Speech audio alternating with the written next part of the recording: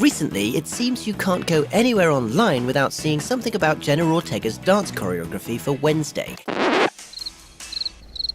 And while that's all very nice and dancey, it kind of distracts from the pretty awesome and surprisingly simple VFX used throughout the series.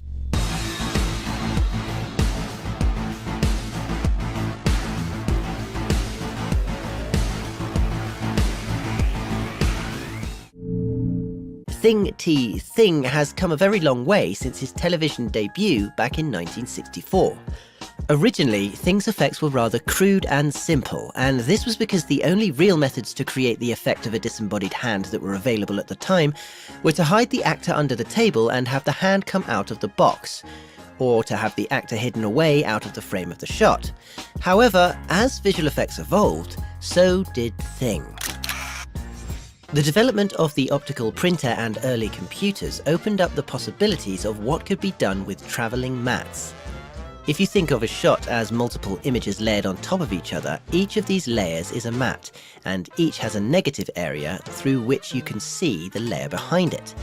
A travelling mat is a mat where the subject you wish to isolate is in motion, and therefore the negative area around the subject must also move, or travel, along with it.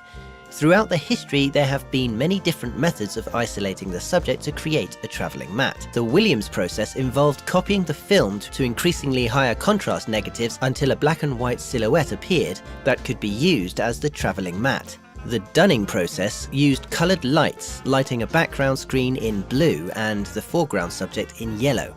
Then by using dyes and filters, the blue and yellow light could be split apart to create travelling mats. The 3-strip Technicolor process shot the subject against a blue background, and then used the blue separation from the 3 Technicolor negatives to create a silhouette matte, just like the Williams process. Another way to isolate the subject is to draw a mask around it frame by frame to create a travelling matte, and this method is called rotoscoping.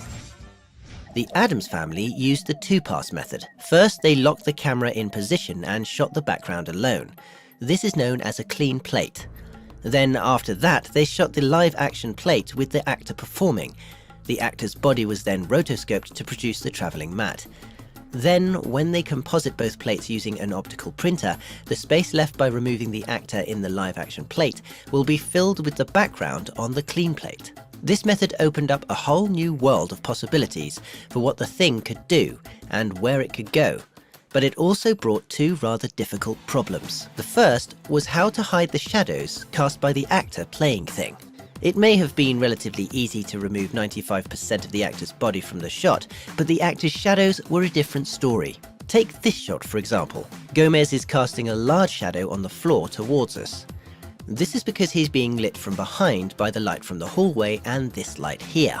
And yet Thing's shadow is here. This is because it's cast by the arm of the actor hiding behind the wall. Then, as the sequence continues, we see the shadow of the actor's arm even clearer here.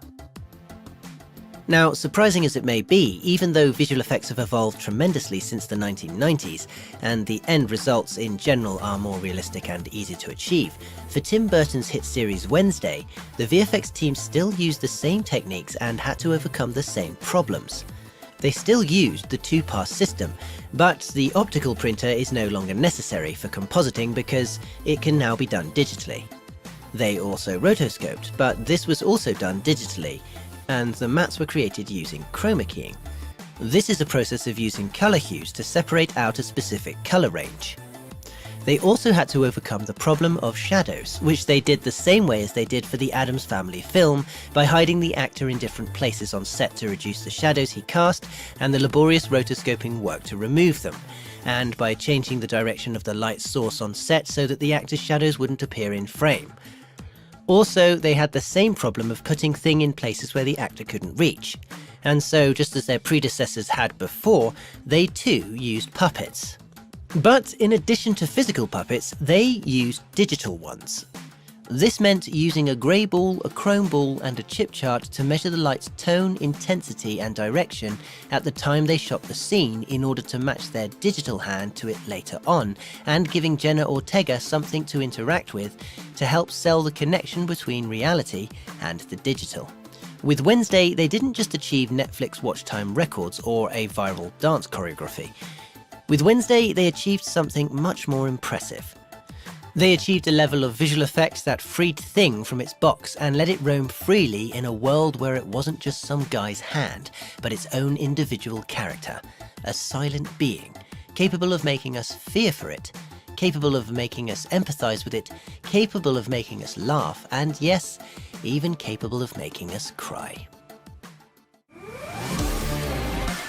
Support Mr. Green by sending us a super thanks. Just click on the thanks button under the video and choose an amount to donate.